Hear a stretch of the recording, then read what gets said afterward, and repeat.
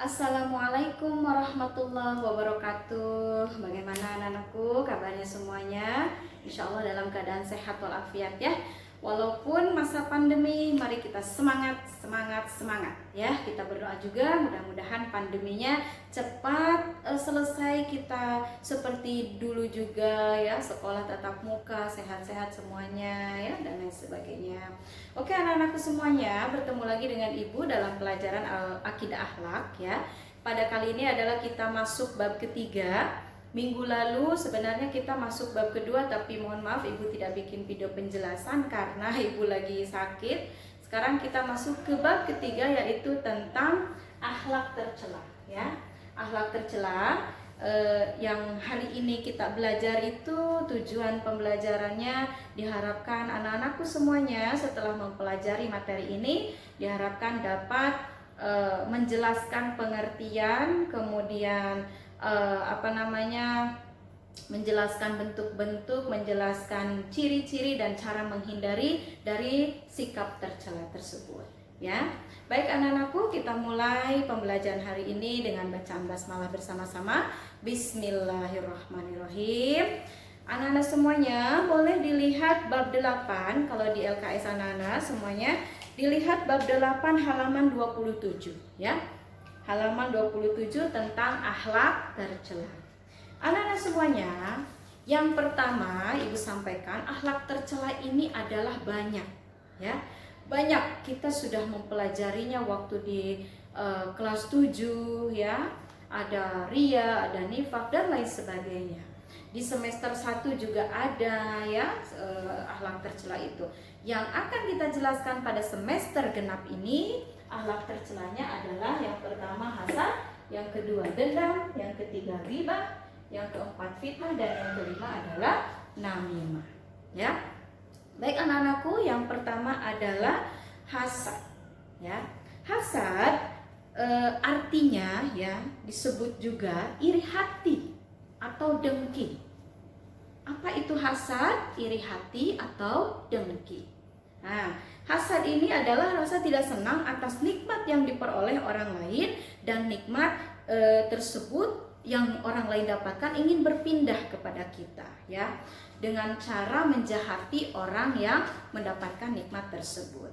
Jadi kalau orang lain mendapatkan kesenangan, orang lain mendapatkan kebahagiaan, orang lain mendapatkan kenikmatan, kita itu iri, kita itu ingin semua yang mereka dapatkan, kebahagiaan atau kenikmatan tadi ya, ingin berpindah kepada kita dengan cara kita menjahati mereka. Nah itu ya yang disebutkan dengan iri hati atau dengki atau hasad. Selanjutnya ya, hasad ini bentuknya atau contohnya ya, perasaan tidak senang melihat orang lain mendapatkan kenikmatan, atau perasaan ingin menghilangkan kenikmatan yang diperoleh orang lain, yang tadi Ibu bilang menjahati itu ya. Selanjutnya berusaha agar kenikmatan yang didapat orang lain berpindah darinya. Nah, bagaimana kalau misalnya Bu, ada teman kita yang ranking 1, kita ini pengen seperti dia, terus kita belajar supaya kita ranking 1, itu termasuk hasad bukan? Nah, Ibu sampaikan tadi di awal, hasad itu adalah ketika hati kita melihat tidak senang melihat orang lain menerima kenikmatan atau mempunyai kebahagiaan dan lain sebagainya ya. Nah kalau misalnya kita melihat teman kita, wah si dia ranking 1 ya, ih senang sekali lihatnya, udah mah cantik, pinter, baik hati, ih senang sekali ya Allah, saya juga pengen begitu akhirnya saya belajar, akhirnya saya jadi orang baik seperti dia. Itu bukan termasuk hasad, bukan. Kalau hasad kan tadi perasaan tidak senang ketika melihat orang lain mendapatkan kenikmatan atau kebahagiaan atau kesenangan. Lah kalau bukan hasad seperti tadi ya, kita melihat orang lain itu mendapatkan kebahagiaan, kita ikut bahagia. Melihat orang lain senang itu kita ikut senang ya. Bahkan kita mengucapkan sama-sama, ih alhamdulillah ya kamu ranking 1, ih saya juga pengen loh, gimana sih rahasianya, aku tuh belajar dengan giat, rajin, tidak pernah main, aku juga, tanpa kita punya rasa tidak senang, itu bukan termasuk hasad ya. Malah kita ikut senang, wah masa kalau begitu ikut dong sama-sama belajarnya supaya aku juga ranking 1 kayak kamu. Nah itu lain dengan hasad. Oke, itu termasuk motivasi ya, termasuk semangat tinggi dan lain sebagainya. Beda dengan hasad. Oke, lanjutkan. Penyebab timbulnya hasad itu ya karena kita merasa kurang bersyukur, tidak bersyukur atas pemberian Allah. Yang kedua, memiliki perasaan tidak senang terhadap orang lain seperti tadi. Yang ketiga adalah memiliki perasaan tinggi hati atau sombong sehingga tidak senang melihat orang lain menyainginya. Ya, kita ini udah bagus ya. Misalnya ya walaupun maaf ini dari segi sosial ya. Misalnya kita udah alhamdulillah punya rumah ya, nggak ngontrak, tapi masih iri lihat orang lain punya mobil, orang lain beli AC kita yang kedinginan, orang lain beli mobil kita yang kepanasan, orang lain nyalain mobil barunya gitu ya, dipanasin mobilnya, kita yang kepanasan. Nah itu yang tidak boleh ya. Jadi di sini kita supaya tidak lihat di nomor 5 ya, lihat di nomor 5, kiat-kiat menghilangkan hasad, artinya supaya kita tidak mempunyai rasa hasad atau punya sifat hasad itu adalah kita harus senantiasa bersyukur atas nikmat yang diberikan oleh Allah ya. Jadi apapun nikmat yang diberikan oleh Allah, misalnya tidak sama dengan orang lain, kita tidak perlu iri, kita tidak perlu dengki, kita tidak perlu protes kepada Allah. Ya Allah, kenapa orang lain sudah punya mobil, orang lain bisa beli rumah mewah, sedangkan saya tidak? Tidak begitu caranya. Ada akhlak terpuji yang lainnya yang harus kita lakukan, yaitu ikhtiar, tawakal. Itu sudah kita pelajari waktu di semester pertama. Oke? Nah, selanjutnya selain kita bersyukur kepada Allah atas nikmat yang diberikan, kita juga bersikap rendah hati dan selalu berusaha menyenangkan hati orang lain. Nah, itu ya anak-anak. Nah, selanjutnya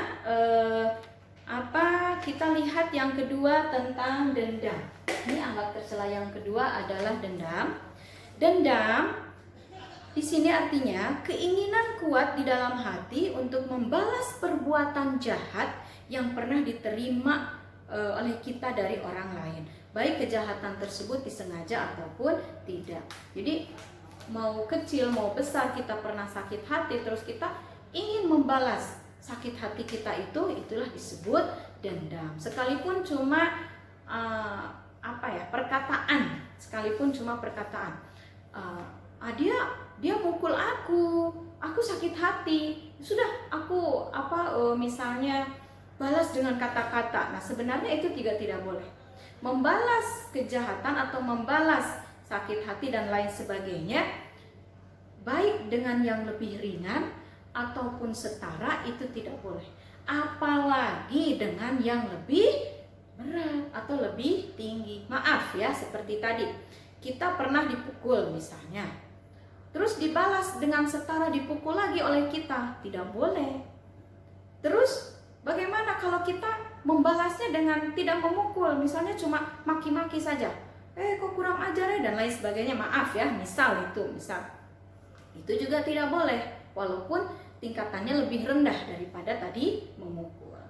Nah, apalagi lebih tinggi itu sangat tidak bolehkan ya. Misalnya tadi kita pernah dipukul, kita maaf ya, lebih kejam lagi untuk membalas apa yang kita terima, misal membunuh. Nah, nauzubillah, itu sangat tidak boleh. Ya. Lantas bagaimana cara kita untuk menghindari perilaku dendam? Di sini ada nomor poin 4 ya, di B tentang dendam, poin 4. Yang pertama, menyadari bahwa sesama orang beriman itu bersaudara. Siapa yang bertengkar dengan kita, siapa yang pernah menyakiti kita, siapa yang pernah membuat kita ingin kita itu dendam, membalas, ingat dalam hati bahwa tidak usahlah dibalas, dia saudara kita, walaupun tidak saudara seibu sebapa, karena pada dasarnya muslim itu bersaudara ya. Akhul muslimi ya, bahwa Al muslimu akhul muslimi, bahwa muslim itu sesungguhnya saudara ya bersama muslim lainnya. Nah, selanjutnya menyadari bahwa sesama manusia adalah saudara dalam kemanusiaan. Kemudian, nah ini yang paling penting di poin D. Poin D yaitu saling memaafkan antar sesama dan lebih mendekatkan diri kepada Allah. Itu yang lebih ma'ruf, itu yang lebih baik, itu yang lebih mulia ya. Ketika ada seseorang yang membuat sesuatu kepada kita sehingga kita rasa ingin ada membalasnya, ingat bahwa memaafkan lebih mulia. Urusan nanti dia bagaimana dong, dia kan sudah merugikan saya secara fisik, saya udah benjol, saya udah apa. Biarlah ada Allah yang maha adil, Allah yang nanti akan memperkarakannya, baik di dunia maupun nanti di akhirat. Artinya dia akan mendapat balasan dari Allah. Bisa jadi dia mendapat balasannya di dunia maupun di akhirat. Kalau tidak di dunia, kita tidak pernah melihat balasan dia dari Allah. Siapa tahu balasannya di akhirat. Insya Allah Allah itu adil. Percaya deh ya, yakin deh Allah itu adil. Oke? Nah, itu tadi Ibu pindah dulu ke poin 4 ya, menghindari perilaku dendam. Sekarang lihat dari bentuk perilaku dendam itu sendiri. Contoh ya, contoh perilaku dendam maksudnya. 1, perasaan emosi yang tinggi. Orang yang dendam marah ya kan, emosinya tinggi. 2, perasaan mudah tersinggung, sulit diajak bicara, suka mengintimidasi orang lain, tidak mudah meminta atau memberikan maaf kepada orang lain. Itu yang perilaku dendam itu, malas memberikan maaf orang lain. Makanya kita dituntut untuk memberikan maaf, makanya kita dituntut untuk memaafkan ya, supaya kita menghindari dendam tersebut ya. Kenapa kita dilarang dendam? Karena selain dendam ini adalah akhlak tercela ya, dendam juga berdampak buruk ya, berdampak buruk. Pertama, jalan keimanan seseorang itu ditutup ya, karena hati kita dalam keadaan dendam itu, marah itu ada perbuatan setan, dendam itu perbuatan setan, sehingga hati kita itu tertutup, terhijab oleh dendamnya kita itu ya. Yang kedua, hilang rasa tenang dalam jiwa seseorang. Ketiga, tidak memiliki teman karena dibenci banyak orang lain. Kalau kita tukang dendam, orang lain pasti nggak ada yang mau teman dengan kita. Karena sedikit-sedikit kita pengen dendam, sedikit-sedikit kita pengen balas kan gitu. Orang lain pun nanti takut, akhirnya banyak menghindar kepada kita ya. Lain dengan kita orangnya penyabar, tawadu, rendah hati ya. Pasti banyak orang yang senang, pasti banyak orang yang ingin berteman ya. Selanjutnya, nah ini yang paling bahaya, yang paling bahaya ketika kita mempunyai perilaku dendam, yaitu menimbulkan permusuhan dan pertikaian serta merusak tali persaudaraan. Bayangkan kalau ada kejahatan, kita balas lagi kejahatan, gak akan selesai-selesai, malah nanti tambah lagi pertikaiannya, tambah lagi permusuhannya, tambah lagi putus persaudaraannya, putus pertemanannya, banyak musuh dan lain sebagainya. Itu kalau dendam bahaya. Makanya kita dilarang untuk mempunyai perilaku dendam ya. Penjelasan hadis atau dalil kalian bisa baca di buku LKS atau di sumber-sumber lainnya. Oke, lanjut. Sekarang gibah ya.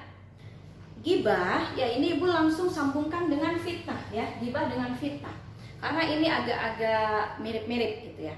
Gibah itu dengan fitnah sama menggunjing ya. Gibah menceritakan aib orang lain, fitnah juga menceritakan aib orang lain ya, menggunjing.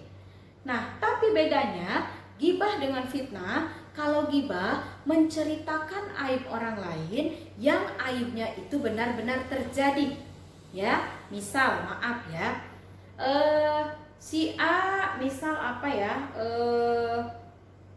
pernah mabuk-mabukan, misal ya, si A. Kita membicarakan kepada orang lain, si A kemarin mabuk-mabukan loh. Nah ya, itu menggunjing orang lain mabuk-mabukan. Benar terjadi ya, si A-nya mabuk-mabukan, terjadi. Itu disebutnya gibah ya. Kalau fitnah bagaimana? Kita memberitakan pada orang lain, si A mabuk-mabukan loh kemarin. Padahal si A itu tidak mabuk-mabukan. Nah, Bedanya dengan fitnah itu begitu. Jadi kalau gibah menceritakan aib atau menggunjing, ya, menceritakan aib orang lain yang aibnya itu atau yang diceritakannya itu benar-benar terjadi. Tapi kalau fitnah menggunjing atau menceritakan aib orang lain yang aibnya itu tidak terjadi. Jadi kita mengada-ngada, memfitnah gitu kan? Betul kan? Memfitnah, mengada-ngada yang tidak terjadi dikatakan terjadi. Paham ya? Nah, menggunjing gibah ya, di sini gibah dulu. Tadi kan pengertiannya saja ya yang Ibu kaitkan dengan fitnah. Sekarang gibah dulu. Gibah ini ya di sini dampak buruknya itu yang pertama memicu permusuhan. Jelas ya, orang lain mau iya ataupun tidak melakukan perbuatan tidak baik atau ada aib, kita sebenarnya tidak usah menggibah ya. Karena apa? Memicu permusuhan. Orang lain yang orang lain yang mempunyai aib misalnya atau melakukan tidak baik, sekalipun iya betul dia melakukan tidak baik, dia tidak ingin diceritakan oleh orang lain. Dia juga sebenarnya mungkin iya ada rasa malu, dia sebenarnya mungkin iya ada rasa tidak mau disebarkan dan lain sebagainya ya. Walaupun dia iya melakukan ketidakbaikan, tapi ya mungkin karena punya rasa seperti itu akhirnya terjadilah permusuhan, memicu permusuhan dan lain sebagainya ya. Selanjutnya menjadi pangkal dari menjalarnya fitnah. Nah, ini pangkalnya fitnah itu dari gibah. Makanya Ibu sambungkan tadi penjelasannya kenapa? Biasanya manusia itu ya, apalagi gibah ya, gibah itu sumber setan itu ya. Gibahnya itu kita menceritakan sebenarnya yang terjadinya itu dari A sampai C misalnya yang kita beritakan. Itu loh sebenarnya ya, A, B, C. Itu gibah, artinya yang benar-benar terjadi tapi kita ceritakan kepada orang lain. Kejelekan orang lain tapi kita ceritakan kepada orang lain. Faktanya dari A sampai C. Nah, kadang-kadang manusia ini karena sumber gibahnya itu gibah itu dari setan ya. Akhirnya kita tambahi D, E, F. Padahal si D, E, F-nya ini tidak terjadi karena sudah dibumbui oleh setan. Ya, akhirnya wah setan itu membisik dan lain sebagainya, tambahin deh supaya ngomong gini, tambahin deh. Akhirnya fitnah, timbullah fitnah. Fitnah ini akarnya dari pangkalnya dari gibah ya. Selanjutnya dampak buruk gibah adalah pelaku mendapat dosa besar dan tercemarnya nama baik orang lain ya. Nah, cara menghindari gibah bagaimana? Yang pertama, menghindarkan diri dari sikap curiga sesama teman, mempererat tali ukhuwah Islamiyah, mudah meminta maaf dan memberi maaf kepada orang lain. Yang terutama ketika kita misal ada dalam suatu kumpulan ya, kemudian ada seseorang yang sudah ada tanda-tanda menggibah nih. Dengar deh. Kemarin toh aku dengar toh si A anu misal ya. Nah, kita jangan masa iya bener nggak jangan begitu. Kalau sudah itu kita tahu akan mengarah kepada gibah, kita berusaha stop. Kita alihkan pembicaraan ya. Kita jangan bicarain orang lain itu ya. Kita jangan membicarakan yang itu ya. Kita bicara tentang ini aja ya, tentang PR aja ya, atau tentang apa ya. Kita berusaha mengalihkan pembicaraan yang mengarah kepada gibah. Oke? Nah, itu ya. Sedangkan fitnah ya, tadi kan fitnah itu kebohongan ya, mengatakan kebohongan tentang orang lain dengan tujuan menjatuhkan kehormatan orang tersebut, yaitu tadi mengada-ngada ya, atau menceritakan kejelekan orang lain yang kejelekan itu tidak terjadi, yaitu kebohongan itu ya. Nah, selanjutnya penyebab fitnah nanti kalian baca. Nah, dampak buruk ya, seperti tadi sama seperti gibah. Nah, ini cara menghindari perilaku fitnah yang paling penting. Yang pertama di sini poin C yang paling utama adalah mempertebal keimanan dan ketakwaan kita kepada Allah sehingga kita terhindar dari perbuatan-perbuatan yang keji ya. Bahkan fitnah itu ada hadisnya ya, bahwa al fitnatu au asadu minal qatl. Jadi fitnah itu lebih kejam daripada pembunuhan. Kenapa? Kalau dibunuh sakit, si A misalnya dibunuh, sakit langsung mati. Dia tidak merasakan sakit selama-lamanya. Mungkin pada waktu saat itu saja kemudian mati, dia tidak merasakan lagi sakit. Tapi kalau fitnah, si A difitnah, padahal dia tidak melakukan, ya. Kemudian nama baiknya jadi tercemar, nama baiknya jadi rusak, ya, karena perbuatan difitnah tadi oleh seseorang itu. Sakit hatinya si A itu bukan hanya pada waktu itu saja, tapi nanti akan mungkin terjadi selama-lamanya. Walaupun dia memaafkan, mungkin bisa jadi teringat terus, ya, karena nama baiknya sudah tercemar. Bisa jadi orang lain sudah menganggap dia juga buruk dan lain sebagainya, ya. Makanya hadis itu seperti itu. Ada yang mengatakan bahwa fitnah lebih kejam daripada pembunuhan. Nah, selanjutnya yang terakhir adalah namimah. Namimah ini adu domba, ya. Adu domba itu seperti ya tadilah, ke si A membicarakan, "Hei, kamu," katanya si B, "anu. Terus dia bicara lagi ke si B, "Hei, kamu," katanya si A, "anu." Ya, dengan maksud supaya mereka bertengkar, supaya mereka terjadi permusuhan, ya. Nah, ini penyebabnya namimah, adanya sifat iri dengki kepada orang lain. Iri dengki, kenapa ya si itu kok sobatan banget, kenapa ya si itu baik banget, akhirnya supaya pisah, supaya nggak sobatan, supaya nggak baik sama orang lain, supaya bagaimana lah supaya nggak disukai orang lain, dia pokoknya membuat supaya mereka tidak baik, gitu, ya. Kemudian selalu mencari simpati dari orang lain dan suka melebih-lebihkan informasi yang belum pasti kebenarannya. Dampak buruk namimah bisa dibaca, ya. Yang jelas kalau adu domba berarti terjadinya permusuhan, itu jelas. Putusnya tali silaturahmi itu jelas, ya. Kemudian rusaknya tali persatuan dan kesatuan itu jelas, ya. Selanjutnya mendapat dosa besar, jelas.